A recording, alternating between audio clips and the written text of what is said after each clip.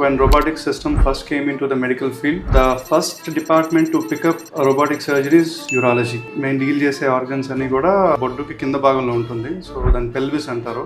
And pelvis is very constrained space. So చుట్టూ నడుం చుట్టూ ఉండే బోన్స్ ఉంటాయి కదండి. సో బోన్స్ మధ్యలో ఉండేది బ్లాడర్. ఆ బ్లాడర్ ఇంకా కింద ఉండేది ప్రాస్టేట్ అనే గ్రంథి.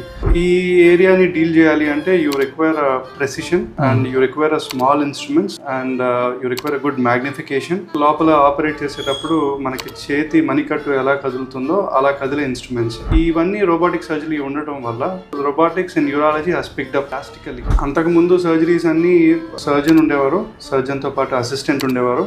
ఆపరేషన్ అనేది కోత చాలా పెద్దగా ఉండేది. అండ్ లోపల సర్జరీ చేస్తున్నప్పుడు కూడా వీళ్ళిద్దరికి తప్పితే మూడో అతనికి కనిపించేది కాదు.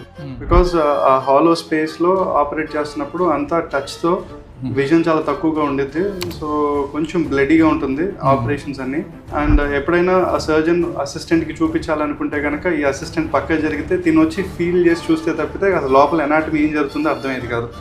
సో అలాంటిది రోబోటిక్ సర్జరీలో కెమెరాలో వచ్చే మ్యాగ్నిఫికేషన్ వల్ల కానీ 3D వల్ల కానీ అండ్ ప్రెసిషన్ వల్ల కానీ బ్లడ్ లాస్ కానీ అవుట్కమ్స్ ఇంప్రూవ్ అవడం స్టార్ట్ అయింది.